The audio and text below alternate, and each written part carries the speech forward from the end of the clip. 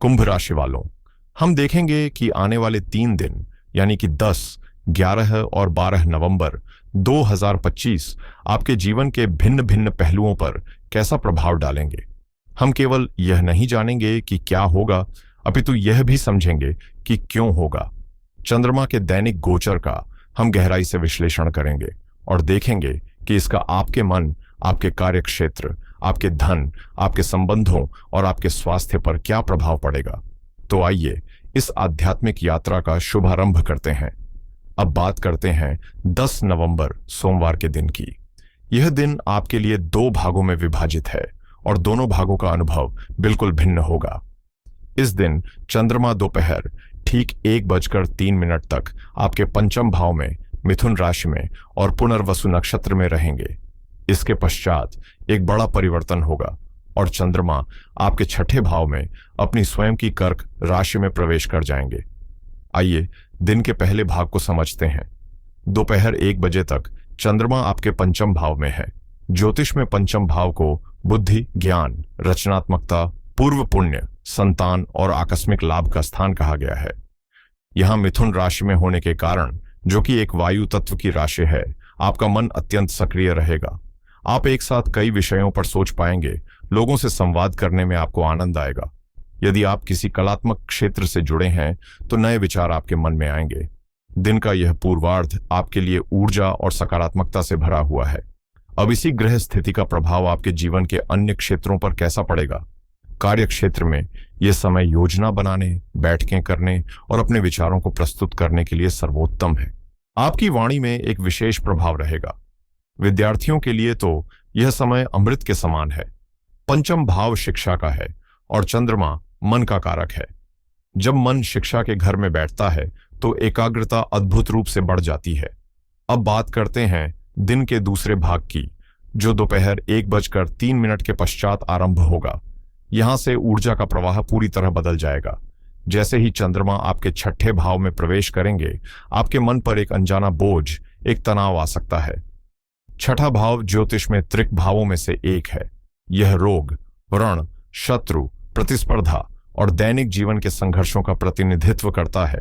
इसलिए जो मन सुबह तक प्रफुल्लित था, वह अकस्मात ही छोटी छोटी बातों को लेकर चिंतित हो सकता है। यहां चंद्रमा अपनी ही कर्क राशि में है, जो एक जल तत्व की राशि है। इस कारण आप अतिरिक्त संवेदनशील और भावुक हो जाएंगे। किसी की कही हुई छोटी सी बात भी आपको चुभ सकती है। स्वास्थ्य के लिए भी यहां से विशेष सावधानी बरतने का समय आरंभ हो गया है। उधर से जुड़ी कोई समस्या या मानसिक तनाव के कारण सिर दर्द जैसी अनुभूति हो सकती है। अब आप सोच रहे होंगे कि दोपहर के पश्चात सब कुछ नकारात्मक ही है। जी नहीं, यहीं पर ग्रहों का चमत्कार छिपा है। जैसे ही चंद्रमा आपके छठे भाव यानी कर्क राशि में प्रवेश करेंगे, वहां पहले से ही वक्री अवस्था में बैठे हुए देवगुरु बृहस्पति उनका स्वागत करेंगे। चंद्रमा और गुरु की इस युति से ज्योतिष का एक अत्यंत शक्तिशाली और शुभ योग, गजकेसरी योग का निर्माण हो रहा है। गज अर्थात हाथी, जो ज्ञान, बुद्धि और विशालता का प्रतीक है। केसरी अर्थात सिंह, जो साहस और पराक्रम का प्रतीक है। जब यह दोनों शक्तियां मिलती हैं तो व्यक्ति अपनी बुद्धि और साहस से हर बाधा पर विजय प्राप्त करता है। और इस योग का आपके छठे भाव में बनना एक वरदान के समान है। इसका अर्थ है कि दोपहर के बाद जो भी परेशानियां, चाहे वह शत्रुओं से हों, बीमारी से हों या ऋण से, आप उन सब पर अपनी सूझबूझ और ज्ञान के बल पर विजय प्राप्त कर लेंगे। यह योग आपको चुनौतियों से लड़ने की शक्ति और सही निर्णय लेने की क्षमता प्रदान करेगा। तो घबराएं नहीं, इस शुभ योग का पूर्ण लाभ उठाएं। अब बात करते हैं हमारी गृहिणियों की। आपके लिए दिन का पहला भाग बहुत ही आनंदमय रहेगा। पंचम भाव का चंद्रमा आपका मन बच्चों की शिक्षा, उनके साथ खेलने कूदने या उनके लिए कुछ विशेष करने में लगाएगा। आप घर में कुछ रचनात्मक कर सकती हैं, जैसे कोई नया पकवान बनाना या घर की सज्जा करना। परिवार में प्रसन्नता का वातावरण रहेगा। किंतु दोपहर 1:03 के पश्चात जैसे ही चंद्रमा छठे भाव में आएंगे, अकस्मात ही घर के कार्यों का बोझ आपको थका सकता है। रोजमर्रा के कार्य भी अधिक प्रतीत होंगे, परंतु आपके लिए सबसे अच्छी बात यह है कि गजकेसरी योग बन रहा है। इसकी वजह से आप हर कार्य का बहुत सुंदर तरीके से, बड़ी समझदारी से प्रबंधन कर लेंगी। यदि घर में कोई अनबन की स्थिति बन भी रही है तो आप अपनी मीठी वाणी और विवेक से उसे संभाल लेंगी। अब आगे बढ़ते हैं और चर्चा करते हैं 11 नवंबर मंगलवार के दिन की। यह दिन पूरी तरह से छठे भाव की ऊर्जा से प्रभावित रहेगा, क्योंकि इस पूरे दिन चंद्रमा आपके छठे भाव में कर्क राशि में ही स्थित रहेंगे, परंतु यहां नक्षत्रों का प्रभाव बदलेगा। शाम 6:18 तक चंद्रमा देवताओं के गुरु बृहस्पति के शुभ नक्षत्र पुष्य में रहेंगे। पुष्य को नक्षत्रों का राजा कहा गया है। यह पोषण करने वाला नक्षत्र है। इसके पश्चात चंद्रमा बुध के नक्षत्र आश्लेषा में प्रवेश करेंगे, जो एक गहन और विश्लेषणात्मक ऊर्जा रखता है। चूंकि चंद्रमा पूरे दिन छठे भाव में है, तो मानसिक तनाव, चिंता और आलस्य आप पर प्रभावी रहने का प्रयास करेगा। आपको ऐसा लग सकता है कि दैनिक कार्य भी एक बोझ बन गए हैं, परंतु पुष्य नक्षत्र में चंद्रमा होने से आपके भीतर एक पोषण देने की, एक सेवा करने की भावना जागेगी। आप अपने परिवार, अपने सहकर्मियों या समाज के लिए कुछ करना चाहेंगे और ऐसा करके आपको अद्भुत आत्मिक शांति का अनुभव होगा। कार्य क्षेत्र की दृष्टि से यह दिन आपके लिए कड़े परिश्रम और अनुशासन का दिन है। अब आपके मन में यह प्रश्न आ सकता है कि यदि इतना परिश्रम है और इतना तनाव है तो लाभ क्या? लाभ है, इस दिन एक और अत्यंत शुभ योग, सर्वार्थ सिद्ध योग बन रहा है। जैसा कि नाम से ही स्पष्ट है, सर्व अर्थ सिद्धि यानी सभी कार्यों में सिद्धि और सफलता प्रदान करने वाला योग। भले ही चंद्रमा छठे भाव में है, जो संघर्ष का भाव है, किंतु इस दिव्य योग के प्रभाव से आपका किया गया कोई भी परिश्रम व्यर्थ नहीं जाएगा। यह योग एक सुरक्षा कवच की भांति आपके साथ है, जो यह सुनिश्चित करेगा कि आपके प्रयासों का मीठा फल आपको अवश्य मिले। अब बात करें गृहिणियों की। आज का पूरा दिन आपके लिए घर गृहस्थी और परिवार की सेवा भावना को समर्पित रहने वाला है। छठे भाव का चंद्रमा आपसे बहुत परिश्रम करवाएगा। हो सकता है आपको प्रातःकाल से ही लगे कि कार्य समाप्त ही नहीं हो रहे हैं और आप थकावट अनुभव करें, लेकिन आप बिल्कुल चिंता न करें, क्योंकि सर्वार्थ सिद्ध योग आपके साथ है। इसका अर्थ है कि आप आज जो भी कार्य करेंगी, चाहे वह भोजन बनाना हो, घर की स्वच्छता हो या परिवार के किसी अस्वस्थ सदस्य का ध्यान रखना हो, उसमें आपको पूर्ण सफलता मिलेगी। आपके कार्य की परिवार में प्रशंसा भी होगी और आपको एक अद्भुत आत्मिक संतुष्टि भी मिलेगी। बस अपने स्वास्थ्य का ध्यान अवश्य रखें, क्योंकि छठे भाव का चंद्रमा स्वास्थ्य के प्रति सचेत रहने का संकेत देता है। और अब आइए इस यात्रा के अंतिम पड़ाव पर चलते हैं और देखते हैं 12 नवंबर बुधवार का दिन आपके लिए क्या विशेष लेकर आ रहा है। यह दिन आपकी ऊर्जा में एक बड़ा कायापलट ला रहा है।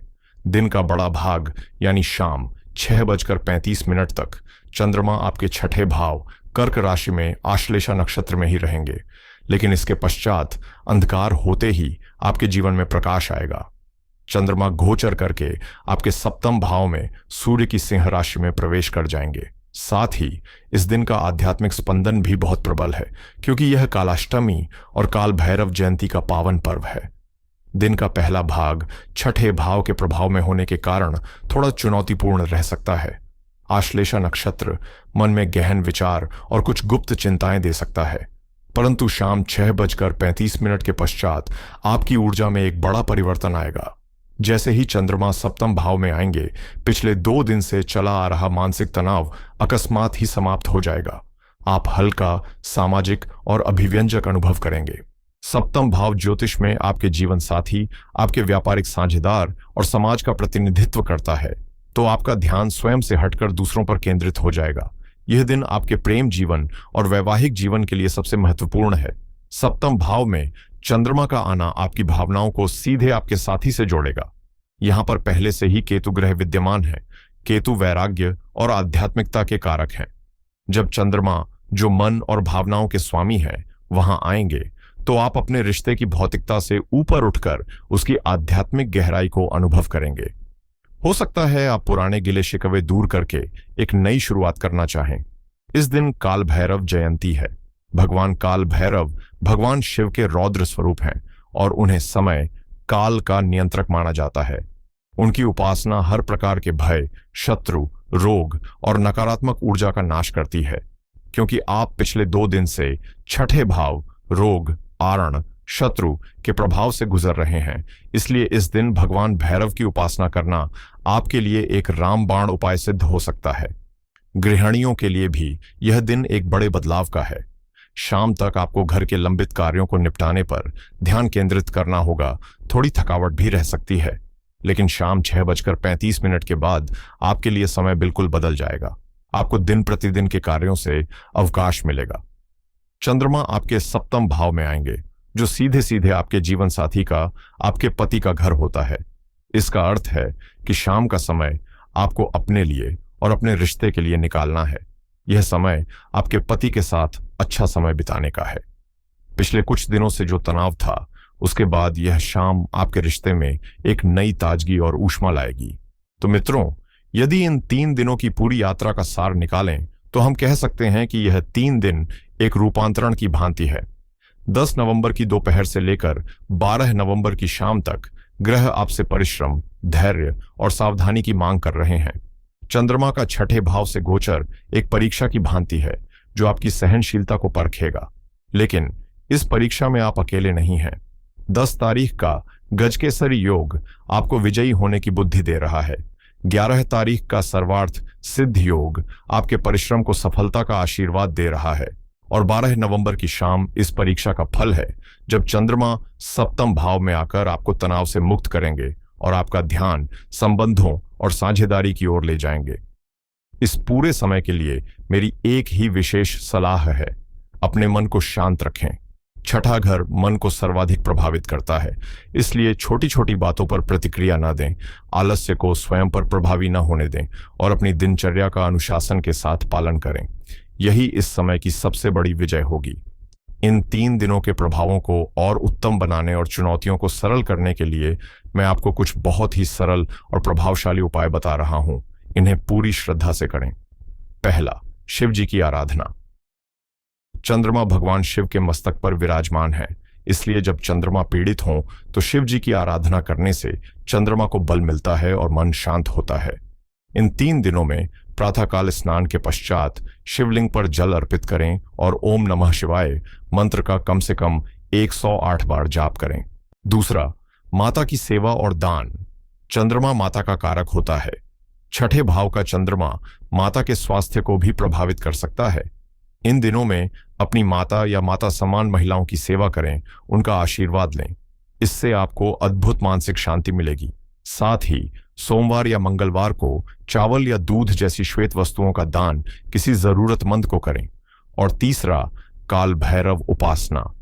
यह इस समय का सबसे शक्तिशाली उपाय है।